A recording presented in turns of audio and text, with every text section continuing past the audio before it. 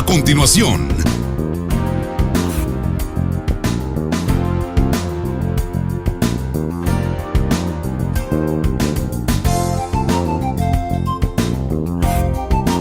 TVM, la televisión de los migueleños. El siguiente programa es clasificación C, para mayores de 15 años. Dirección de Espectáculos Públicos, Radio y Televisión. Ministerio de Gobernación.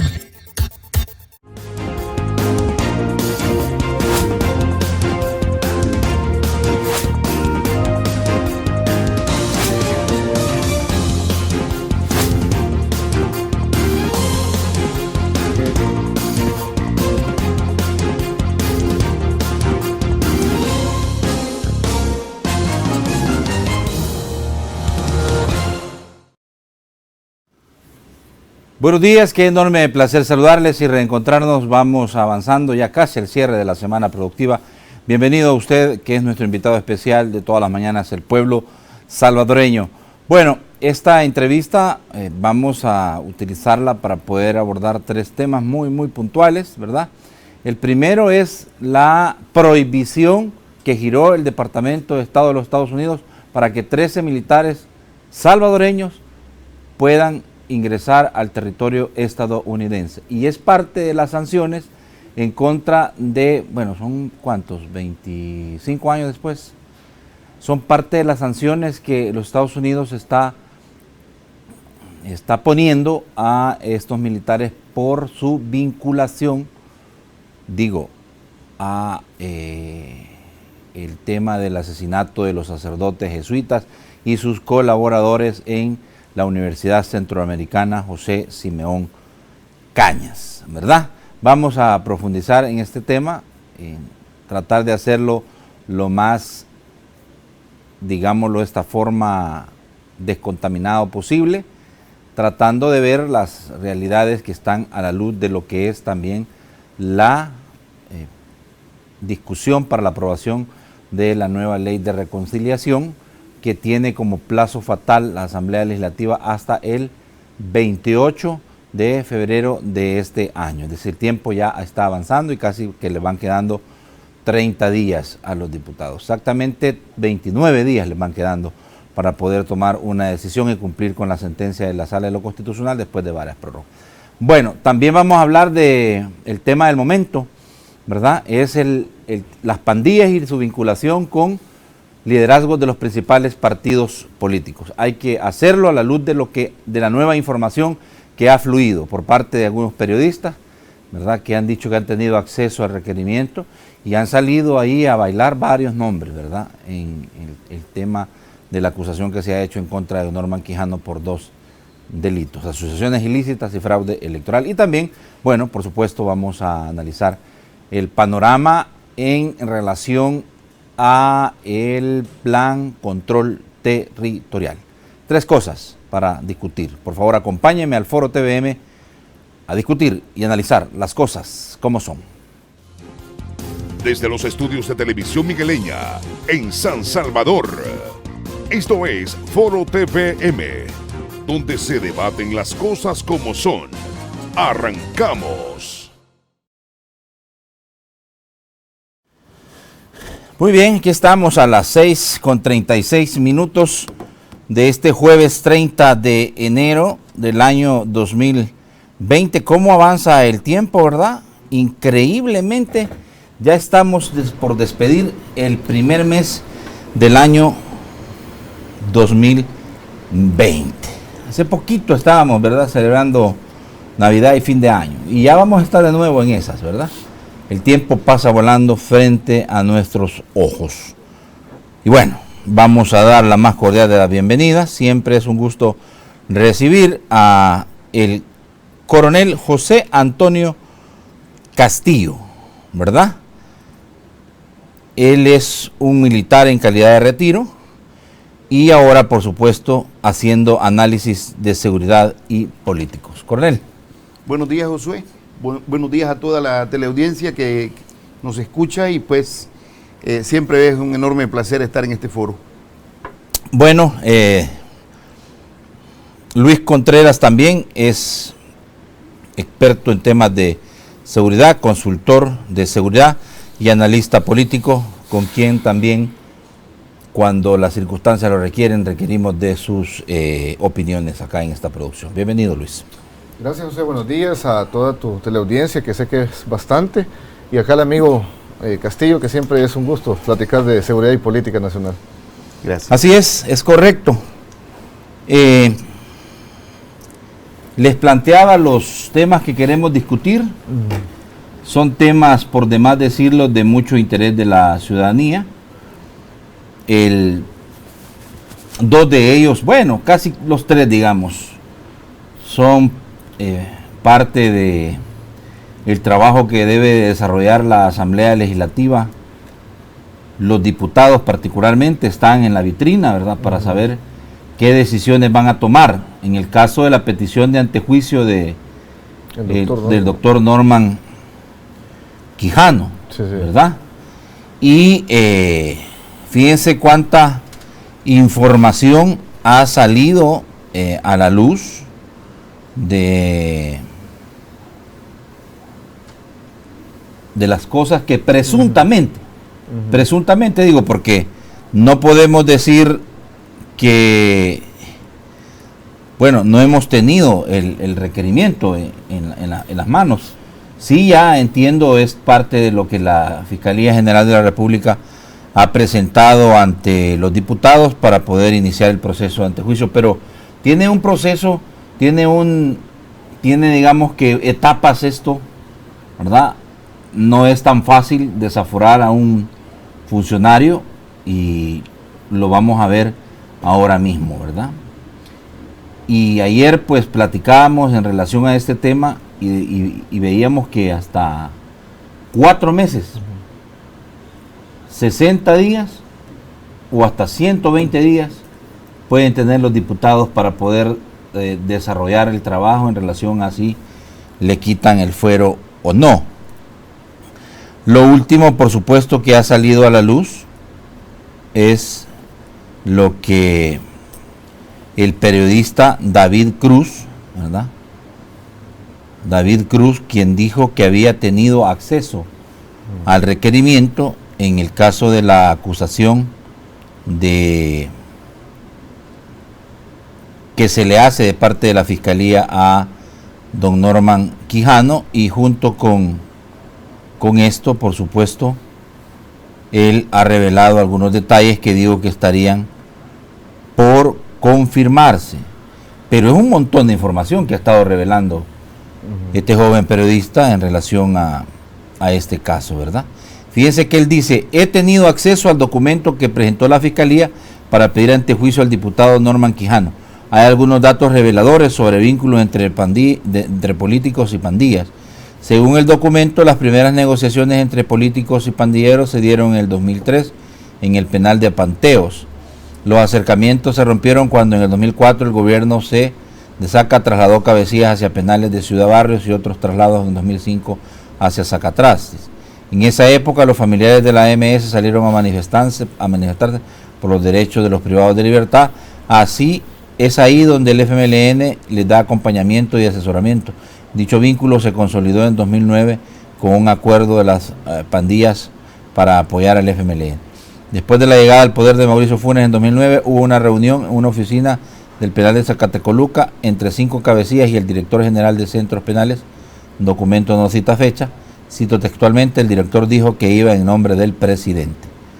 Después del documento explica lo que sucedió en la época de la tregua. Esto incluyó en el requerimiento del antejuicio como contexto sobre las negociaciones de políticos con pandillas. Después se habla de los hechos en torno a las elecciones. Es previamente lo que tenemos en pantalla. Reunión en la alcaldía de Ilopango. El documento narra una reunión en enero del 2014 entre Salvador Ruano y al menos 4 cabecillas. Ruano hizo una llamada a Jorge Velado frente a los pandilleros y lo puso en altavoz. Cito textualmente: Ruano le dijo a Velado: don Jorgito, aquí estoy con los muchachos, pero lo voy a poner en altavoz porque no me creen, ya que solo volo ando. Explíqueles usted que no es cosa mía, sino del partido, de que la misión que tenemos es ganarle a los terengos. La respuesta que Ruano recibió fue: por dinero no había problemas, que si ellos, pandilleros, garantizaban que podían hacer el milagro, iban a tener más que eso, iban a tener un aliado. Roa nos pidió que no se siguiera la llamada porque podían estar intervenidos sus teléfonos. Y así durante todo el día de ayer se ha comenzado a revelar una serie de información en relación a este tema. Desde cualquier punto de vista, Luis Coronel, lo que tenemos aquí precisamente es el desvelamiento de lo que puede ser un mecanismo añejo de los partidos políticos para tener acercamientos y negociaciones con los grupos criminales de pandillas. ¿Qué digo? A la luz de lo que hemos visto que ha salido, ¿verdad? No podemos acusar a nadie porque hasta que las personas no son vencidas en juicio, no se les puede acusar. Lo que sí hay mucho aquí sí es cierto, Luis, es que hay siempre los juicios paralelos, ¿verdad? Y la condena anticipada de la ciudadanía. En este caso particular, la indignación también por todo lo que ha sufrido el pueblo salvadoreño a manos de los grupos criminales. Y bueno, ahí está el tema de que el Ministerio Público pueda primero lograr que los diputados desafueren, que eso no le corresponde a ellos, esos son los diputados que tienen que poner de acuerdo. Pero decía, desde cualquier punto de vista, aquí lo que tenemos es quizás una situación añeja de décadas que sale a la luz sobre el involucramiento de los liderazgos políticos con las pandillas. ¿Qué te parece a ti? Sí, no, lamentablemente la cuestión mediática tiende a hacer una condena per se ya de las personas que se les vincula a ese tipo de supuestas negociaciones. Sí. Pero todo deriva en lo que tú mencionabas acerca de la indignación de las personas que se han negociado con estructuras criminales, las cuales han eliminado muchas vidas de salvadoreños y también han ido mermando paulatinamente los negocios de las microempresas, la mal llamada renta. Es decir, el flagelo más grave que tiene nuestro país en la criminalidad que afecta a la seguridad pública, las maras y pandillas, han tenido vinculación muy cercana, muy próxima a partidos políticos, quienes son los que llevan a gobernantes al poder. Es algo muy grave, pues yo creo que tal vez antes del 2012 no se tenía mucho conocimiento acerca de algún tipo de negociación, de acercamiento con estructuras criminales. Fue el gobierno del FMLN el que dio ese punto de inflexión, un antes y un después, en el cual el exmandatario y ahora prófugo Mauricio Funes directamente y abiertamente lo dijo, inclusive en las Naciones Unidas, pues se jactó de haber disminuido los homicidios. Él le llamaba proceso de pacificación para tratar de minimizar la afectación negativa política de aquel acuerdo, lo cual sabemos que después, casi años después, se supo los beneficios que se le dio a estas personas. Por ejemplo, en el penal de Izalco, les llevaban fiestas, discos con mujeres, les proporcionaban vehículos. Es decir, triste lo que el gobierno del FMLN hizo en su momento, pues, y así sucesivamente. Otros alcaldes de otros partidos pudieron ver tal vez el beneficio político que les podrían dar estas estructuras criminales aprovechándose del territorio que éstas controlaban en aquel momento. Ejemplo de ello, el exalcalde de Apopa, uno que ya está condenado, pues que no era del FMLN, por cierto. Y es así como ahora cuando se Elías Hernández. Exacto, ahora cuando se tiene este video del actual diputado Norman Quijano, obviamente él se ha desvinculado y ha dicho que... Sí, lo ha negado hasta el último momento. Él se ha mantenido en negar que él se haya reunido con grupos criminales. Sí, lo que sí sería importante es que eso no caiga en Estamos ante un año preelectoral, el 2021 se va a elegir diputados y alcaldes, que este caso emblemático de Norman Quijano, que fue el diputado más votado de San Salvador, no se retome para buscar tal vez un desprestigio malsano de la oposición. Pues yo creo que hay que dejar que las instituciones funcionen, así como debe de ser. No usar esto como para sacarle raja política. Sí, yo creo que el país... Que va a ser bien difícil, ¿verdad? Es complejo, sí, porque obviamente cada uno... Como los partidos políticos tradicionales van a utilizar cualquier desliz, cualquier error del presidente de la República y su equipo, como ya lo vimos en el tema del agua, ¿verdad?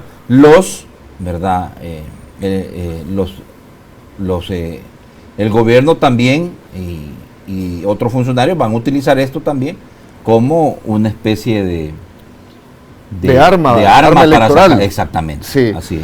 Sí, yo pienso que si la parte ideológica no se deja a un lado, vamos a seguir como país fragmentados, pues, y esa fragmentación ideológica es la que impide inclusive el desarrollo de los países. Porque ya que tomaste el ejemplo del agua, yo inclusive en Twitter estuve vertiendo algunas opiniones que a mí no me parecía que la gente estuviera casi molestando por todo. Un ejemplo, que el gobierno, ¿por qué entregaba agua en botellas plásticas?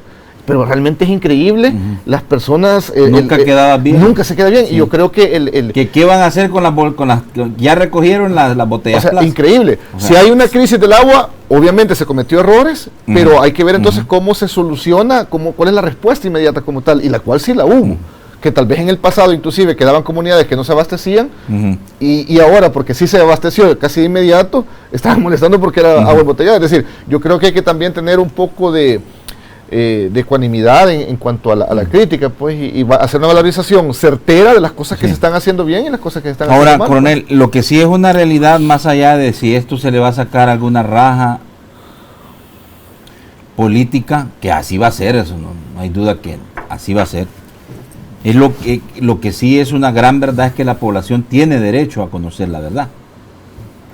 Y digo, a la luz de lo que hemos escuchado, ¿verdad? Y lo que ha dicho el doctor Norman Quijano en relación a que él nunca se reunió con pandillas, ¿verdad? Fíjese que en la información que este periodista ha estado revelando, dice que en las siguientes páginas del documento explica que las pandillas movieron alrededor de 200,000 votos a favor del FMLN en las presidenciales de 2014, que es lo que está diciendo Luis.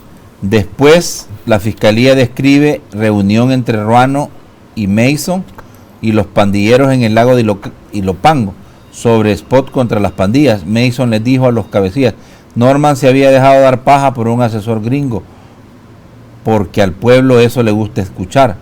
Reunión Norman Quijano pandilleros.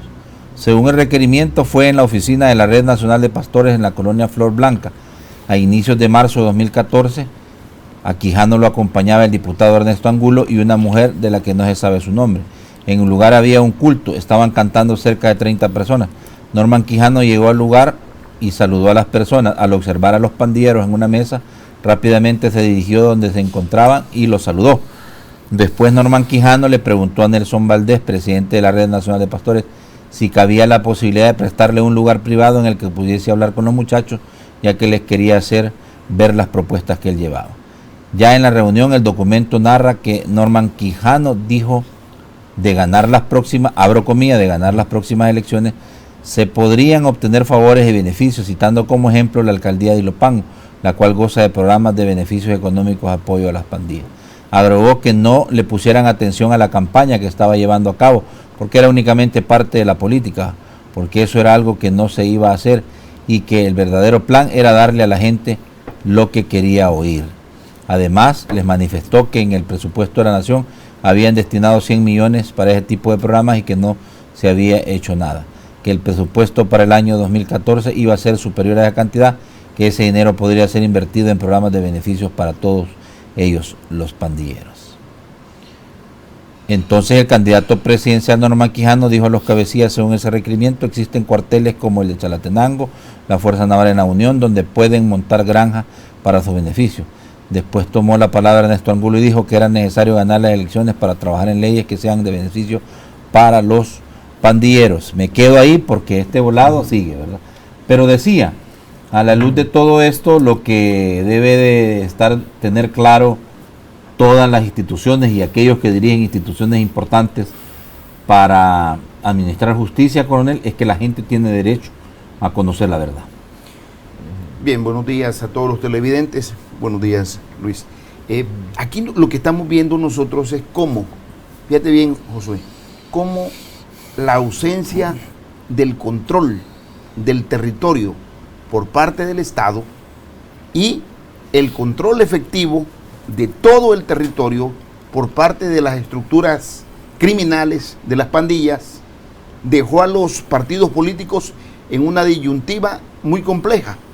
Cómo acceder a las comunidades en periodos electorales sin no poder tener que hablar definitivamente con el el palabrero o con el responsable de la clica de ese lugar para poder entrar. De lo contrario no podían accesar bajo riesgo de ser asesinados.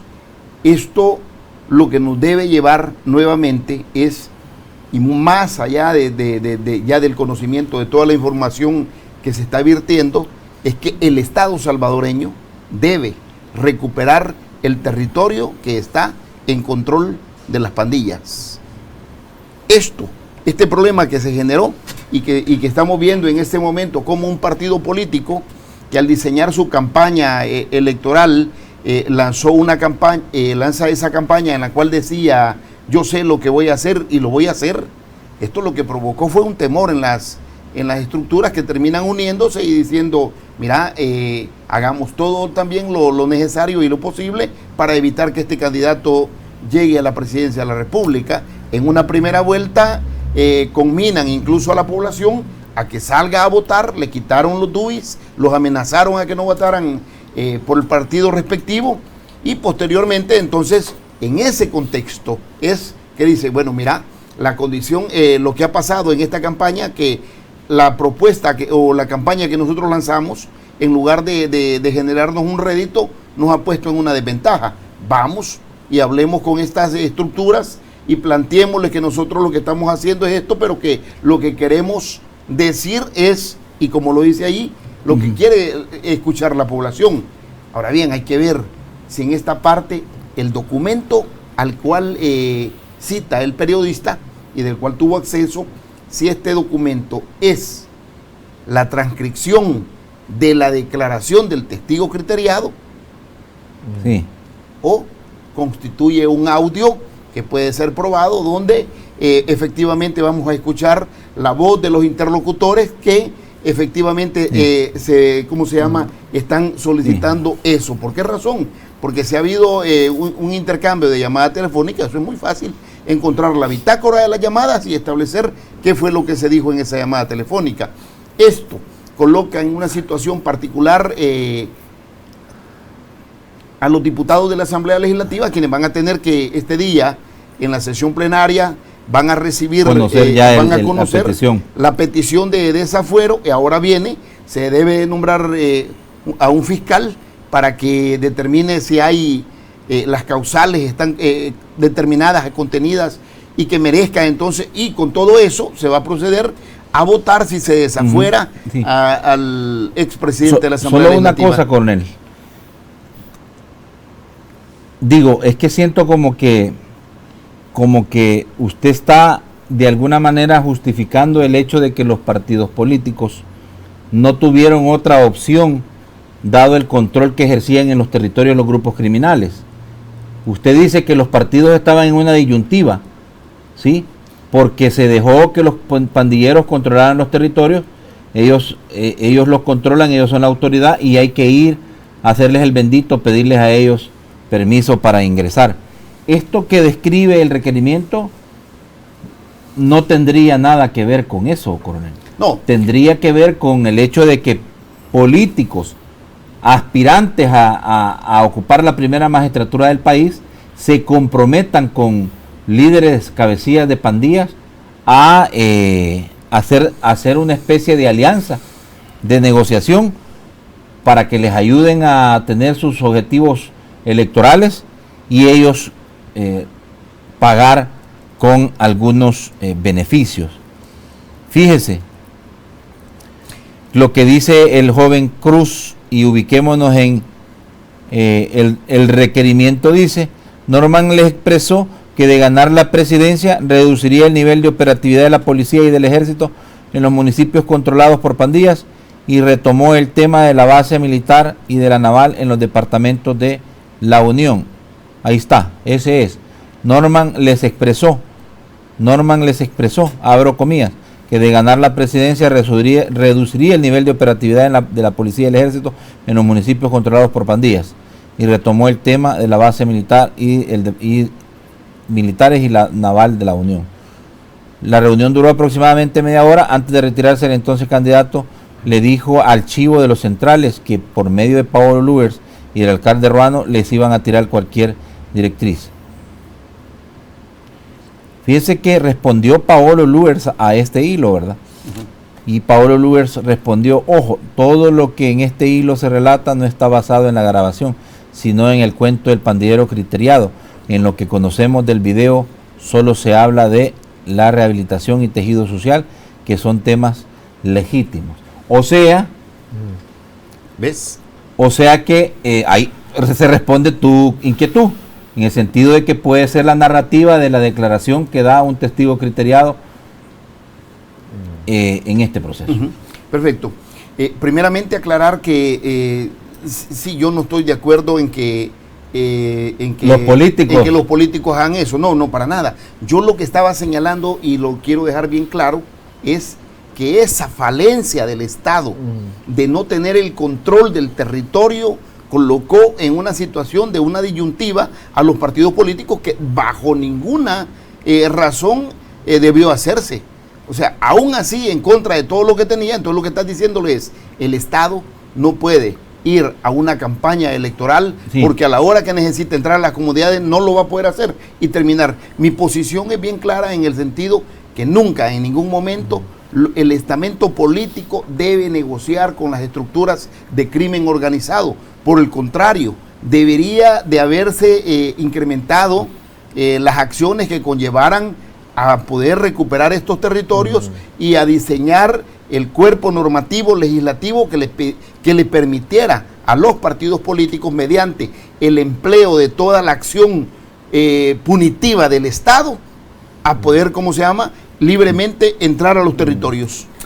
Pero vaya, Luis, lo que sucede aquí es que eso que dice el coronel es el deber ser. Exacto. Sí. El problema es, bueno, y debemos de descalificar la declaración como lo están tratando de hacer algunos de los que se mencionan en ese requerimiento que ha hecho público el periodista David Cruz, solo por el hecho de que lo dice un criteriado.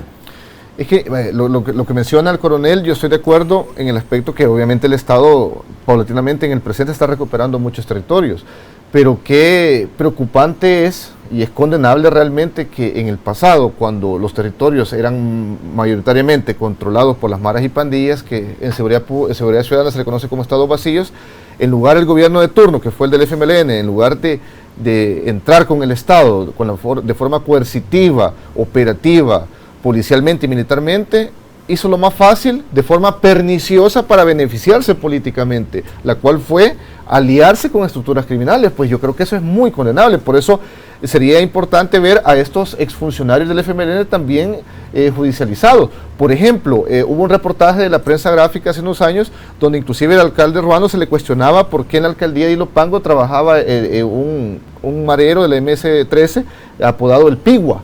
¿Y qué fue lo que dijo él? Que había sido una orden del exministro Munguía Payés que trabajara en esa alcaldía. Es decir, ¿qué nos puede decir esto? Que muchos elementos criminales fueron desplegados, se puede decir hasta tácticamente por el mismo gobierno de turno, en ese caso el FMLN, en zonas específicas con alguna finalidad. Pues ya lo decía el coronel, la gente no podía ir a votar. Por ejemplo, en el 2012 se dio un fenómeno en el Congo donde se coaccionó a gente, se les quitó el DUI. Inclusive Arena en su momento lo denunció porque parece que se habían dado cuenta que el FMLN había dado la orden de que los pandilleros restringieran a las personas de no votar por Arena, en ese municipio específicamente. Y eso es lo que conocemos. Pues yo creo que este tipo de juicios van a ser emblemáticos y pueden derivar, va a crear un efecto concomitante con otro tipo de ilícitos que se pudieron haber dado de algunas negociaciones de políticos con estructuras criminales, pues, y lo cual es muy, muy lamentable.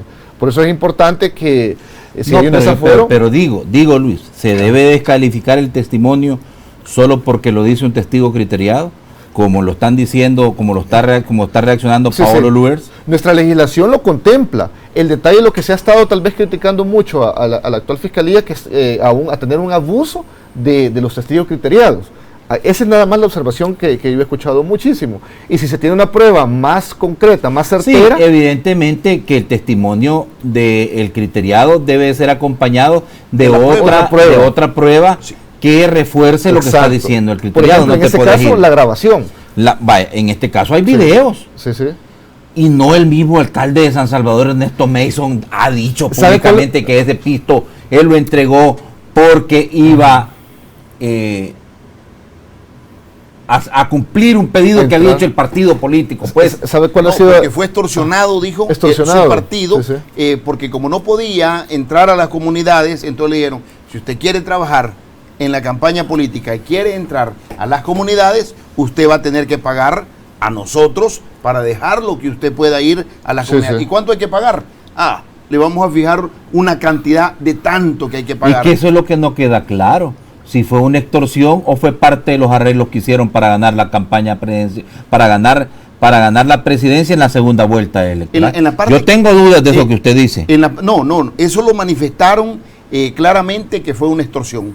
Nosotros fuimos extorsionados a pagar esta cantidad para poder entrar a los territorios. Desde luego, estos tenían el impedimento para que las estructuras de campaña política pudiesen entrar.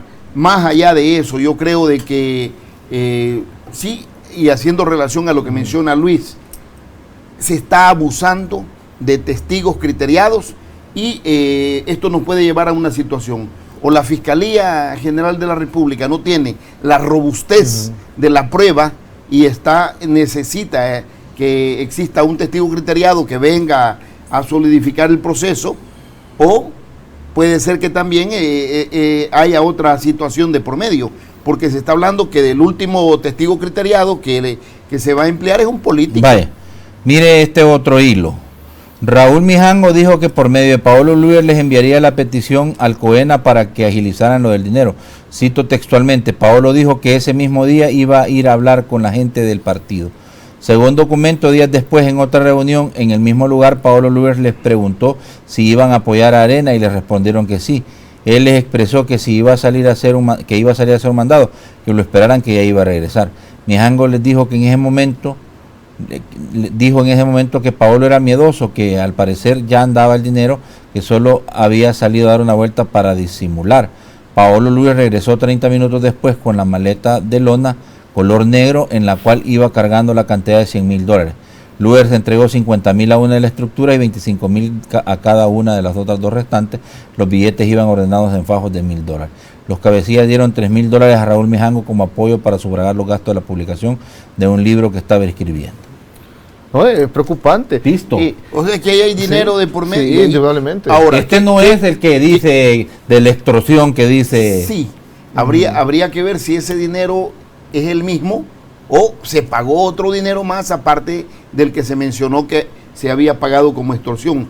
Mira qué preocupante un país que llega después de la firma de un acuerdo de paz, deja al Estado sin seguridad, porque en ese momento no estaba desplegada la Policía Nacional Civil, aún en ese momento fue necesario crear una Policía Nacional Transitoria, las PAT, y cómo todo ese vacío de poder fue llenado posteriormente por estructuras criminales, porque cuando se quitó a los cuerpos de seguridad pública y al servicio territorial que estaba desplegado a nivel nacional en cada cantón y en cada caserío, se desarmó la capacidad del Estado que tenía para dar respuesta de seguridad primaria, elemental a los ciudadanos. Y luego lo que venimos viendo es un empoderamiento de las estructuras criminales en cada cantón, en cada caserío, en cada colonia, y luego en las áreas urbanas vimos cómo, no, esto está pasando en Soyapango, pero de repente comenzaste a ver pintas en San Jacinto. Y luego, lo que pasa es que miren. Y luego terminó acá, sí. Llegaron al Escalón y del Escalón pasaron hasta Santa Elena. O sea, este es un problema, un cáncer, este problema no termina acá solamente con la investigación de qué se hizo. Yo creo que este es el momento oportuno también para que el Estado tome acciones y proteja a los ciudadanos. Mira qué preocupante lo que nos dice el informe de la prensa gráfica el día de ayer. Son 60,000 desaparecidos. Si tenemos 60,000 desaparecidos. ¿Y quién es responsable de todo esto, coronel? Preguntémonos, yo le hago la pregunta, ¿quiénes son responsables de todo la beligerancia y el empoderamiento que han tenido en estos últimos 15 años los grupos criminales de pandilla? Digo 15 años, puede haber sido más. Y están hablando más. de más tiempo. ¿Quién? A las espaldas del pueblo salvadoreño. Sí. Es que es lo que se dice. Pactaron y negociaron por eso todo les eso. digo, entonces, ¿cómo estamos? ¿Cuánta gente se ha muerto? ¿Cuánta gente está? Estamos hablando entonces que si hay 60,000 desaparecidos, mira, hoy en la mañana en el cantón El Cimarrón del municipio de Zaragoza, La Libertad, hoy en la mañana se encontraron los cuerpos de 2 jóvenes que estaban desaparecidos. Tenemos el antecedente de un ataque a un agente de la Policía Nacional Civil con su esposa, fallece el policía, la esposa queda gravemente herida. O sea, ¿qué tenemos entonces? ¿Cuál es la radiografía? Una estructura que decide cuándo, en qué momento atacar y cuándo aparentar que ha abandonado el territorio y que el Estado tiene el control. Eso es el punto del cual debemos de partir hacia adelante. Vaya, pero vuelvo, insisto. Vuelvo, insisto. Aquí la víctima es el pueblo salvadoreño. Sí. ¿Quiénes han estado siendo extorsionados? Los ciudadanos. ¿Quiénes han sido sangrados? Los ciudadanos. ¿Quiénes han sido desaparecidos? Los ciudadanos. Las familias enlutadas. Claro. Ningún político. ¿Cómo se llama? Lo que le denominan como eso de movilización forzada, creo que se llama. Desplazamiento forzado. Sí, sí. O sea, y en vez de combatir ese mal, o sea, lo que presuntamente ha ocurrido es que en la última década y media lo que ha habido es beligerancia y negociación con estos grupos para darles mayor empoderamiento. Entonces, eso, digo, muchos lo han denominado, Luis, como traición a la patria. No, y evidentemente lo es. Es una traición, a la patria. O sea, el hecho de, mira, y un delito también. Una traición a la patria, mira, pactar una tregua con las pandillas, como se hizo ya una vez en el pasado, en el cual se dijo que se estaban sacando a criminales de prisiones de máxima seguridad y se estaban trasladando a prisiones de menor seguridad. Eso fue una burla que quedó en absoluta impunidad. Y por eso es que evaluar que cualquier pacto con las pandillas a espaldas del pueblo y que de este pueda deducirse que las cosas, porque mira, en la tregua, ¿qué es lo que se dijo? No, si el gobierno fue incluso hasta Naciones Unidas a presentar eso como un modelo, como un modelo de seguridad. La tregua como un modelo. La tregua como un modelo, y diciendo que el gobierno se jactaba de que habían sido los facilitadores. Primero lo negaron, después se abrogan ellos el éxito de ese modelo, y al final, ¿qué terminamos viendo? Que la cantidad de desaparecidos, ¿cuántos de los 60,000 desaparecidos que ha tenido el país, en el cual el ciudadano más pobre, que no puede defenderse, es el que termina siendo más afectado? ¿Cuánto de esto viene en relación de estas negociaciones oscuras en las cuales se ha tenido que pactar con estructuras criminales en lugar de crear toda una legislación que sea tan fuerte que le permita al Estado poder recuperar los territorios y poder imponer el orden y la ley en beneficio de los ciudadanos? Sí, lo que tenemos para contextualizar, recordemos que tú mencionabas algo muy crucial, 15 años, pueden haber sido más. Y evidentemente fueron más. ¿Por qué? Porque si nos remontamos a los años 90, se puede decir que tenemos la previa de esto, la incubación de este fenómeno criminal. Tenemos después un presente que fue en el momento con el FMLN, más que todo que se formó, se fortaleció la tregua, porque en gobierno de Arena no se le prestó atención en ningún momento a ese vacío que había inclusive de formación cultural, educativo a jóvenes vulnerables. Por eso fueron carne de cañón fácil para estructuras criminales que obviamente las directrices venían desde Estados Unidos, pues de pandillas de Estados Unidos. ¿Qué tenemos ahora? Ya una estructura bastante fortalecida, las cuales con el cambio de gobierno se les ha estado atacando mucho. Tenemos algo interesante que en el pasado también no se había hecho, una mejor articulación de los centros penales. En el pasado los centros penales, y esto es según estudios de las Naciones Unidas, en los cuales Guatemala, Honduras y El Salvador, los centros penales se habían convertido en centros logísticos de las maras y pandillas, en la mano dura, el plan Escoba y el plan Azul en Guatemala y Honduras. Es decir, que en lugar de haber favorecido las manos duras en su momento, fortalecieron también. Por eso, ¿a qué quiero llegar con este análisis? Que ahora mucha gente dice, han bajado los homicidios, pero han aumentado los desaparecidos. Que muchos de esos desaparecidos inclusive se están pudiendo encontrar porque se están recuperando ciertos territorios que antes se servían de fosas comunes. No es que actualmente hayan desaparecido. Evidentemente que hubo un ataque también a Tiquisaya contra un policía, pero ¿cuál es la mutabilidad que ha tenido este ataque? Que ya no se da de forma muy común los enfrentamientos directos con agentes policiales. ¿Por qué? Porque operativamente y tácticamente la policía está muy bien entrenada. Los pandilleros no tienen la capacidad técnica de adiestramiento para enfrentarse de tú a tú, llamémosle de esta forma, sino que tienen que hacerlo de forma a traición. Los enfrentamientos entre policías y pandilleros han disminuido considerablemente, y ahí se puede ver cómo paulatinamente se les está acantonando estas estructuras criminales. Obviamente que en 7 meses no se va a erradicar lo que en 30 años se gestó y se fortaleció políticamente y económicamente, porque lamentablemente recordemos que la extorsión les ha brindado un poder económico, y en política el poder económico es el poder real, y podemos ver el resultado, las negociaciones que tenemos acá. Más la presunta entrega de la inyección de dinero que los mismos partidos políticos pudieron haber hecho. Increíble. Digo presunta porque eso se tiene que demostrar, ¿verdad? Eso se tiene que demostrar. Ahora, vamos a ir a la pausa, pero les quiero dejar planteado algo. Vaya, en este momento lo que se le advierte de parte de muchos que han opinado, ¿verdad? Es, bueno, el doctor Norman Quijano ha negado hasta el último momento que él... haya negociado. Él lo ha negado.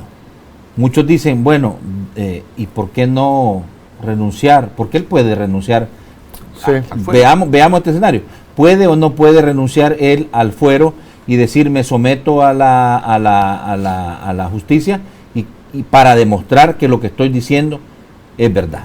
Porque eso no ha ocurrido y esto entonces se va a llevar hasta el tema de que sea la Asamblea Legislativa que analice. La Asamblea va a analizar el requerimiento, va a ver si hay, primero si reúne los requisitos de fondo y forma.